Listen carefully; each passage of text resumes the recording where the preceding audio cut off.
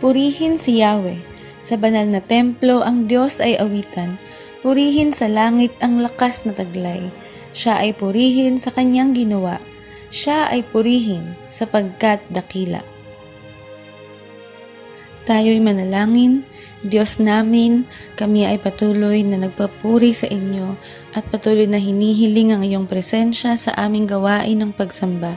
Samahan mo po kami at muli mong pagyamanin ang aming pangunawa sa inyo at ikaw po ang marinig sa pamamagitan ng aming tagapagsalita.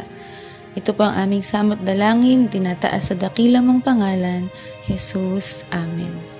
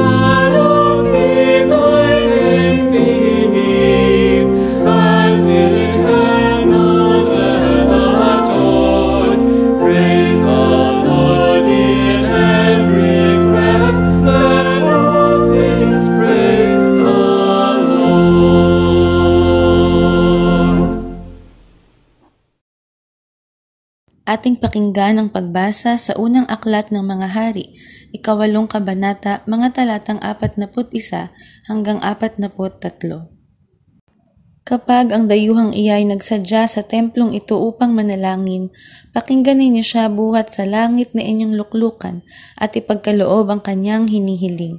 Sa gayon, makikilala ng lahat ng tao sa lupa ang inyong pangalan at sila'y sasamba sa inyo tulad ng Israel. Matatalos nilang ang pangalan ninyo'y sinasamba sa templong ito. Ito ang salita ng Diyos sa kanyang bayan.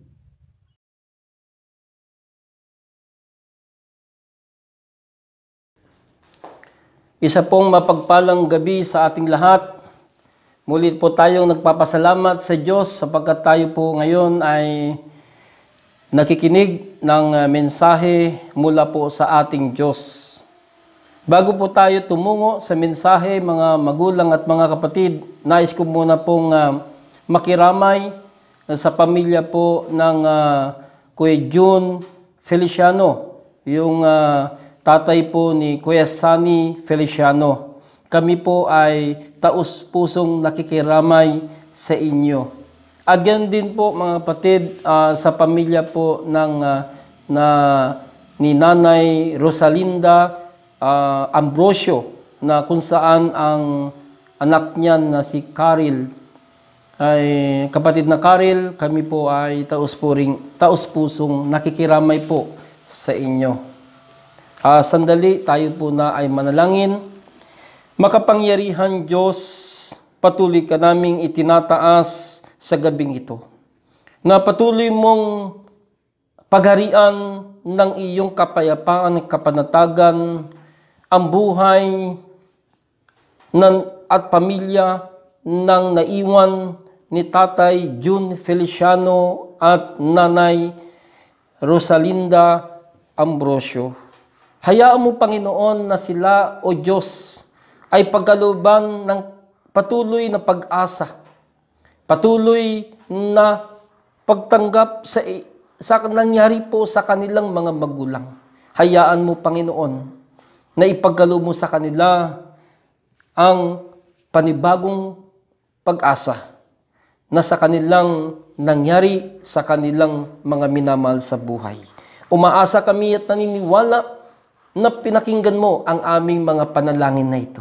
At sa aming patuloy na pagsambang ito, hinihiling po namin ang iyong banal na Espiritu na siyang maghari at manguna sa aming pagsambang ito, O Diyos. Umaasa kami na naniniwala na ang iyong presensya ay narito sa aming kalagitnaan. Ito ang aming samadalangin sa pangalan po ni Jesus na aming Panginoon at tagapagligtas. Amen. Muli po, magandang gabi sa ating lahat. Ang ating text po na binasa ng ating tagapanguna sa Unang Hari, chapter 8, verse 41 to 43. Ang ating pagsapo ay ang dayuhan na kamit ang presensya ng Diyos. Sinasabi sa atin ng banal na kasulatan na tinipon po ni Solomon ang mga pinuno ng Israel sa Jerusalem upang dalhin ang kaban ng tipan sa templo. Sa katunayan, ang sentro po nito ay binibigyan diin sa presensya ng Diyos. Ang pagdiriwang na ito ay parang tungkol sa templo. Ngunit nililinaw ng banal na kasulatan na ito ay talagang tungkol po sa presensya ng Diyos. Ang kaluwalhatian ng Panginoon ay pumuno sa kanyang templo. Sabi po sa verse 10 to 11, napakalaki ng presensya ng Diyos na ang mga pari ay hindi maaaring gampanan ng ang kanilang paglilingkod. Tulad ng ipinangako, ang Diyos ay dumating sa kaluwalhatian upang manirahan kasama ng kanyang mga tao. At bukod po dito, mga kapatid, tungkol sa isang dayuhan, ang templo ay nasa Israel. Ngunit palagi itong inilaan upang maging isang bahay ng panalangin para sa lahat ng mga bansa. Mga magulang at mga kapatid, papaano ba natin nakamit ang presensya po ng Diyos sa pamamagitan ng ating pananampalataya sa Diyos? Sa pamamagitan ng pagpapasakop ng Diyos sa buhay natin. Hinayaan natin na ang Diyos ang itinataas po natin, kung kaya't ang presensya ng Diyos ay nasa atin. Kaya po, mga magulang at mga kapatid, sa atin bilang mga mananampalataya, kung kaya't nagagawa po natin sumamba at magpuri dahil naranasan po natin ang presensya ng Diyos sa pamamagitan ng ating pagbulay-bulay ng kanyang mga salita, sa pamamagitan ng ating puso at isip ay itinataas po natin siya. Tulad po ni Haring Solomon, na kung saan ang nais niya ay tanggapin ang mga tao na kahit anumang lahi yan, hindi lamang ang bansang Israel ang sasamba at magpupuri, hindi lamang ang bansang Israel ang makakita at makarinig ng kaluwalhatian ng Diyos. Pati ang mga ibang bansa, pati ang mga ibang lahi ay nais ng Diyos na makaranas din sila ng presensya niya. At yan ang layunin ni Haring Solomon. Kung bakit siya po ay nagpatayo ng templo na ginamit ng Diyos si Haring Solomon upang ang mga dayuhan ay makarating at makakita at makaranas ng kaluwalhatian ng Diyos. Ang problema po mga kapatid, ng panahon na ito ay hindi po naging bukas ang pagtanggap sa mga ibang lahi. Hindi po naging bukas ang pagtanggap sa mga ibang bansa. Kung kaya't ito po ang panalangin ni Haring Solomon na maging bukas sa pagtanggap sa mga tao. Doon po sa Isaiah chapter 56 verse 7, ang sabi po doon, nais ng Diyos na ang ibang mga hintil ay makasama. Anumang mga bansa ay maaring dumating, ay manalangin. Iyan ang nais ng Isaiah na hindi lamang ang bansang Israel ang sumasamba, kundi nais na maging bukas sa pagtanggap sa mga tao. Mga magulang at mga kapatid, sa ating buhay ngayon, kapag meron po tayong hindi po napapatawad sa ating tahanan, kapag ang isang tao hindi po nagpatawad, kapag nagkasala ang kuya, nagkasala si ate, nagkasala si bunso, kapag nagkasala si mami, nagkasala si daddy, kung wala pong pagpapatawad, kung wala po pagtanggap, maaari pong hindi po magkakaroon ng kapayapaan. Ang iba po, na kung saan sa simbahan, sa organisasyon, na kung saan kapag iba ang kaisipan, iba ang iniisip, hindi na natin ito tinatanggap ang kanyang kaisipan. Inilalayo natin sila.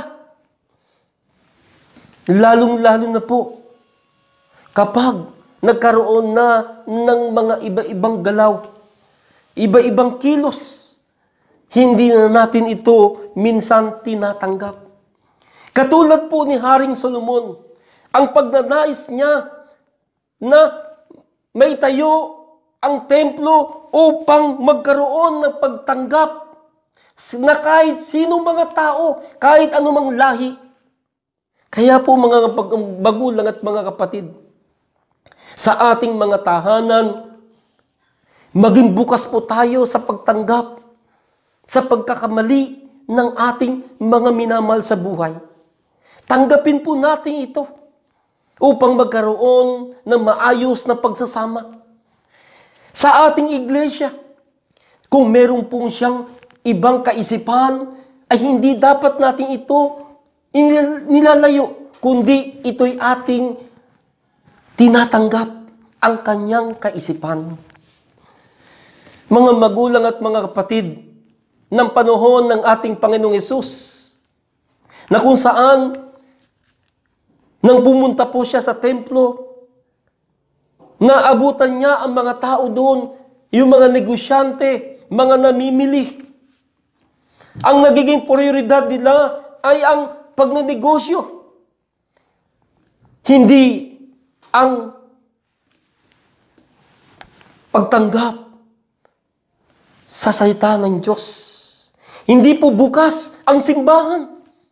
Ito po'y sarado. Kaya't nagalit ang ating Panginoong Yesus. Tayo po mga kapatid, sa ating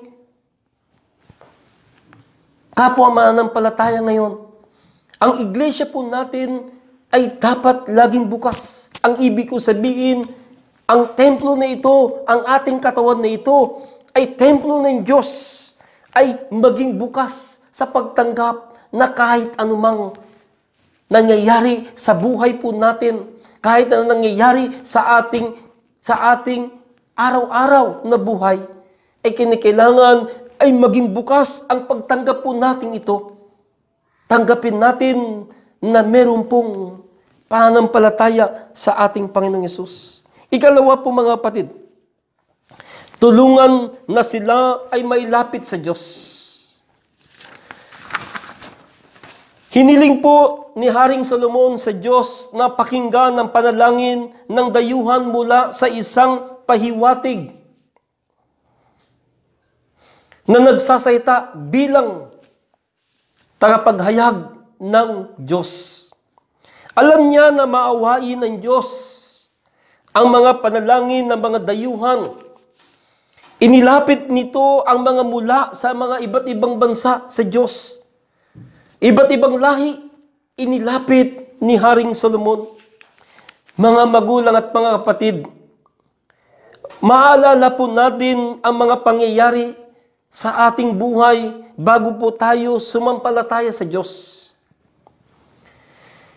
Ang kanyang dakilang kababalaghan at mapagkakatiwalaan siya sa lahat ng ating pag-alala sa iba't ibang pagsubok at mga problema. Lalong-lalo na po ngayon sa panahon ng virus.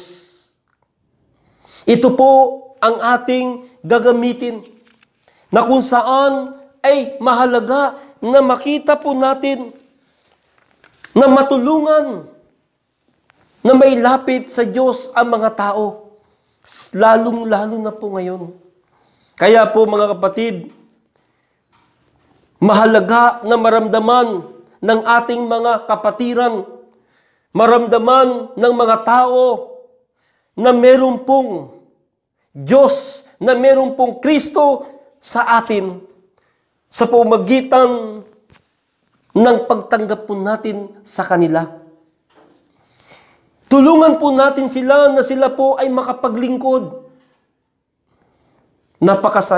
Napakasarap po mga kapatid kung ang isang tao ay katanggap-tanggap, ang isang tao ay welcome na welcome sa isang organisasyon, sa isang pamilya, sa isang gawain na kung saan ay tinutulungan po natin siyang makapaglingkod at may padama sa Kanya kung papaano tayo tinanggap ng Diyos sa kabila ng ating mga kasalanan, sa kabila ng ating karumihan, sa kabila ng hindi po tayo karapat-dapat, ay nais ng Diyos na tulungan natin ang mga taong ito. Tulungan natin sila kung papaano tayo tinulungan ng Diyos at ng ating kapwa na tayo ay tinanggap, na tayo ay tinulungan na makapaglingkod sa Diyos. Mga kapatid, kung wala po ang Diyos at ang ating kapwa na tumulong sa akin, hindi sana ako narito sa pulpitong ito. Sapagkat meron pong nagmahal at nagmalasakit sa atin, kung kaya tayo po ay nakapagpapatuloy sa paglilingkod, ganun din po sa ating mga minamahal na kapatiran. Kung hindi po yan maramdaman ang pagmamahal mula sa atin, baka sila po ay hindi na po makapaglingkod. Kaya po mga magulang at mga kapatid, ipagpatuloy po natin na tanggapin ang mga tao. Ipagpatuloy po natin na tulungan na sila po ay makapaglingkod. At ganun din po, matulungan po natin na sila po ay itaas ang Diyos sa kanilang buhay. Hindi ang sarili po nating itinataas. Hindi ang ating kakayahan ang ating ipinagmamalaki. Hindi po yung meron po tayo ngayong meron po tayo ngayong resource ay ating ipagmamalaki. Hindi po ganun ang nais ng Diyos. Na nais ng Diyos na kinakailangan natin ay tulungan natin silang itaas ang Diyos sa kanilang buhay. Papurihan ang Diyos sa kanilang buhay. At walang ibang inaasahan na gagawa noon kundi tayo bilang mga tinawag ng Diyos, mga dayuhan sa pagkakataon na ito, mga dayuhan sa mundong ito, na kung saan nais natin na ipadama sa kanila ang presensya ng Diyos. Ikatlo po mga kapatid, tulungan na lumapit sila sa Diyos. Kaya po sabi po sa Philippians chapter 4 verse 6 to 7, huwag kayong mabalisa tungkol sa anumang bagay. Sa halip, hingin ninyo sa Diyos ang lahat ng inyong kailangan sa pamamagitan ng panalangin may pasasalamat.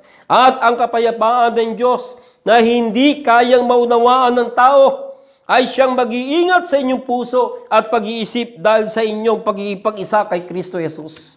Mga magulang at mga kapatid, kung papaano tayo tinulungan na lumapit sa Diyos. Si Haring Solomon, tinulungan siya ng kanyang ama kung papaano siya lumapit sa Diyos. At nakita niya ito sa kanyang ama.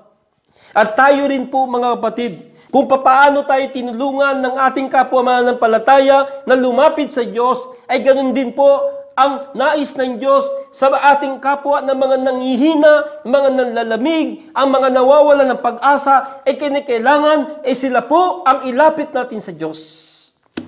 Na kung saan yung mga nababalisa, kailangan po natin silang iparating na huwag silang babalisa sapagkat ang Diyos na ating pinagkakatiwalaan ay siyang Diyos na nagbibigay ng lahat ng bagay.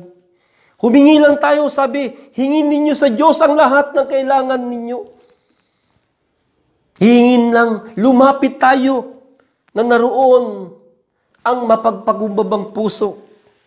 Lumapit tayo na meron pong pasasalamat, hindi ang pagrereklamo.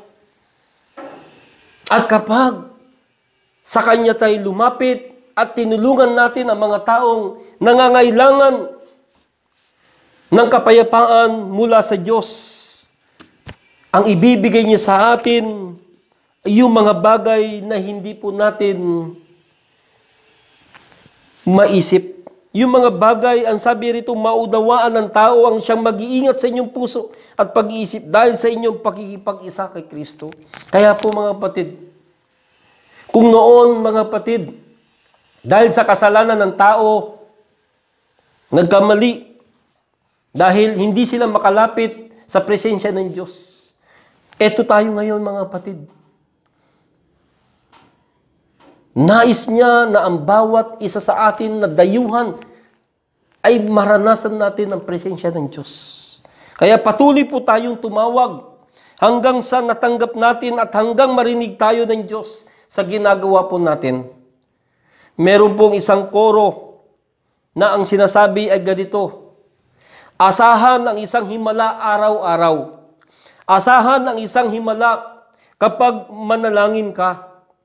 Kung inaasahan mong hahanap ng paraan ang Diyos upang makagawa ng isang himala para sa iyo araw-araw. Napakasarap mga kapatid na sa Kanya tayo umasa. At inaasahan po natin ang Kanyang himala sa buhay po natin. Meron po akong kwento tungkol sa aking anak na si Eunice, no? Siya po ay kapag umaalis ako, meron pong sasabihin niya sa akin, Papa, pasalubong ko kutsinta. Hindi naman lahat ay pagkakataon ay meron po akong pera sa bulsa. Kaya minsan, umuwi na ako, gabi na, uy, tulog na si Eunice. Salamat naman at walang mangungulit sa akin. Nangihiga na ako.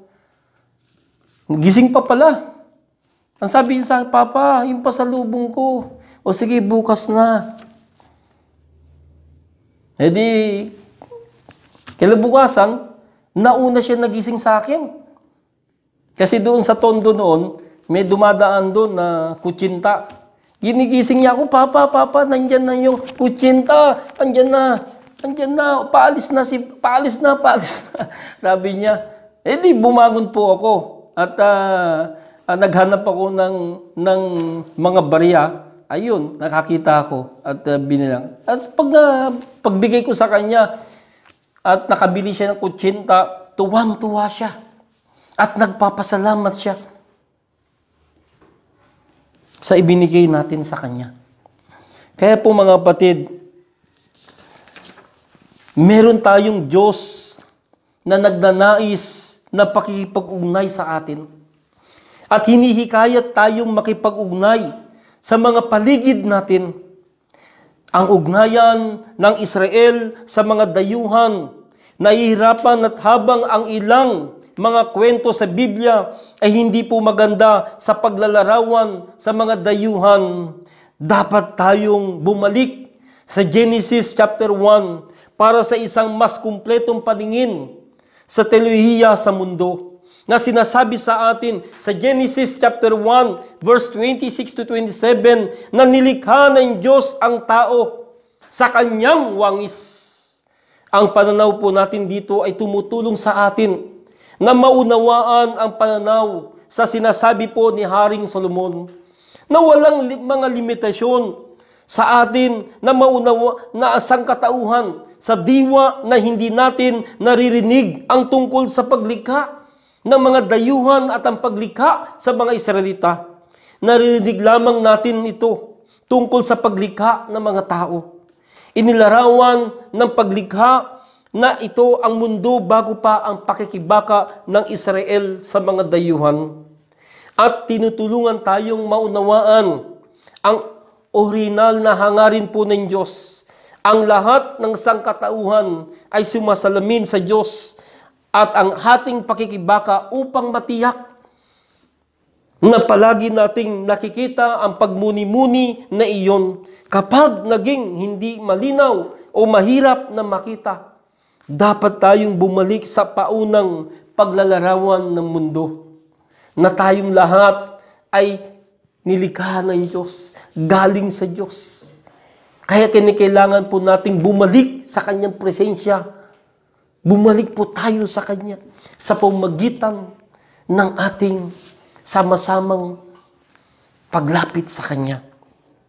Kaya bilang pangwakas po mga kapatid, ang panalangin ni Haring Solomon ng pagtatalaga ng templo ay mahalaga sa pag-unawa sa panalangin. Kahit sa mga sitwasyong iyon kung saan nagkasala ang mga tao, hiniling ni Haring Solomon sa Panginoon na bigyan pansin ang kanilang mga panalangin, na hiniling na ang mga mata ng Panginoon ay buksan sa pakiusap ng kanyang bayan. Na kung saan mga kapatid, ang templo na kanyang itinalaga ay hindi lamang isang simbolo ng presensya ng Panginoon sa kanyang mga tao. Ngunit ang biyaya ay isang taong nakikinig ng mga pakiusap ng mga nangangailangan. Kaya mahalaga po ang ating role bilang dayuhan na nakamit ang presensya ng Diyos, na tayo po ay maging bukas sa pagtanggap. Pangalawa, tulungan na sila po ay mailapit sa Diyos. Ikatlo, tulungan na lumapit sa Diyos. Tayo po ay manalangin sa aming narinig na mensahe, Panginoon. Patuloy ka naming itinataas. Patuloy ka naming sinasamba. Salamat po sa aming narinig na mensahe na kung saan ay naging bukas kami ng iyong salita upang patuloy naming makamit ang iyong presensya. Ito kami sa madalangin sa pangalan ni Jesus. Amen. Tayo ay maghandog at sinasabi sa 2 Korinto, 9 na kabanata, mga talatang 6 hanggang 7.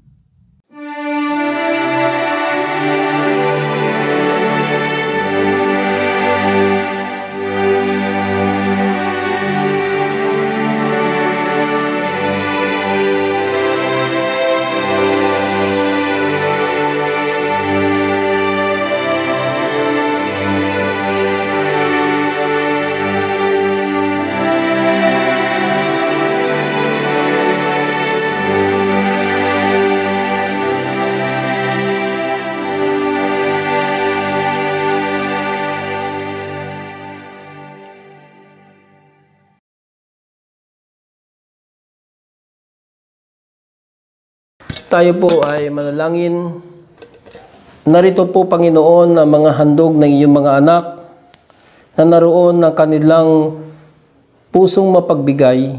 Hayaan mo, Panginoon, na ang mga handog na ito na kanilang ibinibigay, ipinagkakalob sa iyo, ay iyong basbasan at pagpalain.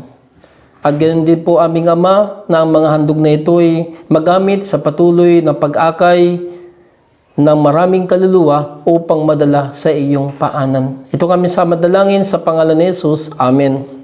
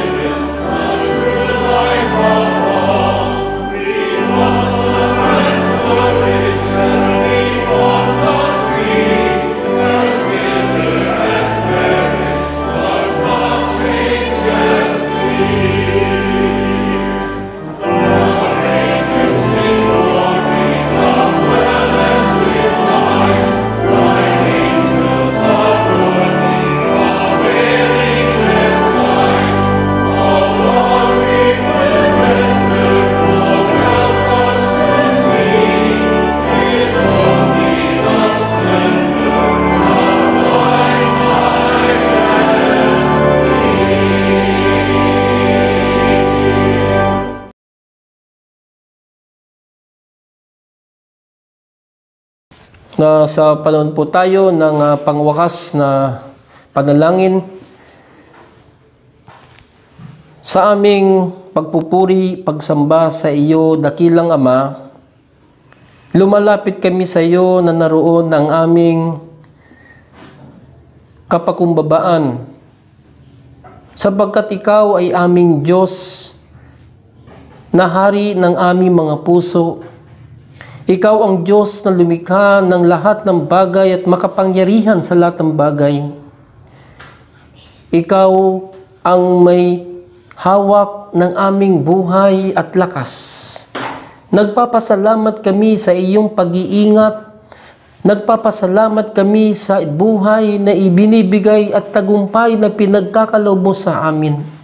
Kung kaya't narito kami ngayon, Panginoon, sama-samang nagpapakumbaba, sama-samang sumasamba at nagpupuri sa iyo, na ibinabalik po namin sa iyo ang lahat ng ito, na naroon ang aming pasasalamat. Patawarin mo kami sa aming mga nagawang kasalanan, Panginoon, at hayaan mo kaming maging karapat-dapat sa pagtawag sa iyong dakilang pangalan, at dinggin mo ang aming panalangin sa gabing ito. Dalangin po namin, aming Ama, na ang bawat may mga karamdaman ngayon ay iyong hipuin at pagalingin ng kanilang mga hinaing. Ito man, O Diyos, sa kanilang physical, Panginoon, na kung saan ang kanilang kalagayan ngayon, hindi ko man sila nakikita, hindi ko man sila naririnig sa kanilang mga daing ng kanilang mga karamdaman. Ikaw, O Diyos, ang humipo sa bawat meron pong karamdaman na kanilang katawan. Hinihilin po namin ang iyong kapangyarihan, na ikaw ang maranasan nila Ikaw ang kanilang maramdaman, ang siyang magpapagaling sa kanila, Panginoon. Ganon din po ang aming mga kapatiran na wala pong trabaho, Panginoon. Bigyan mo sila ng trabaho, Panginoon. Sa gitna ng pandemyang ito, Panginoon, napakahirap na wala pong trabaho. Sila iyong pagpalain at magkaroon ng trabaho, Panginoon. At ang pamilya na kung saan, Panginoon, na wala po silang maisahing, wala po silang mailatag sa hapag, sapagkat wala po silang trabaho. Tulungan mo sila, Panginoon, na magkaroon ng pangangailangan nila araw-araw, Panginoon. Financially, huwag mo silang pababayaan, Panginoon, sapagkat ang iyong mga anak ay tumatawag sa iyo na naroon ng kanilang kapakumbabaan. Pagpalain mo din, Panginoon, ang mga nagtatrabaho na mga aming mga kapatiran.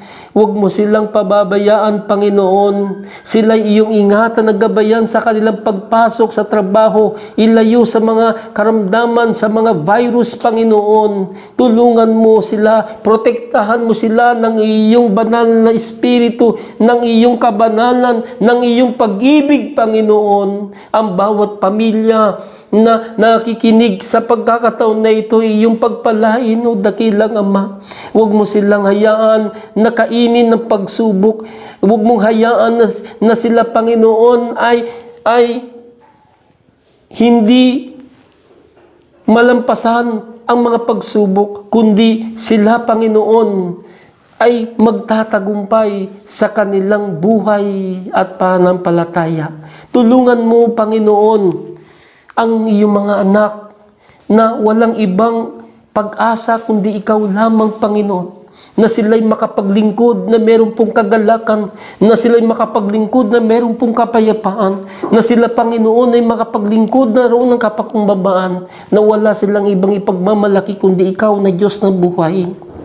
Maraming salamat po, aming Ama, na sa iyong mga anak na nakikinig ngayon. Hayaan mo, Panginoon, ibuhos mo sa kanila ang kasaganaan. Ibuhos mo sa kanila ang tagumpayan. Ibuhos mo sa kanila ang kagalakan ng kapayapaan sa buong sambahayan ng iyong mga anak. Ito nga misama dalangin sa pangalan po ni Jesus na aming Panginoon na tagapagligtas. Amen.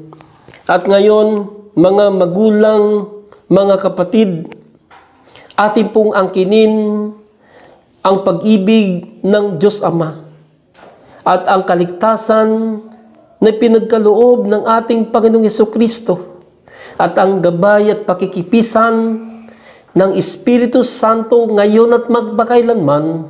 Amen.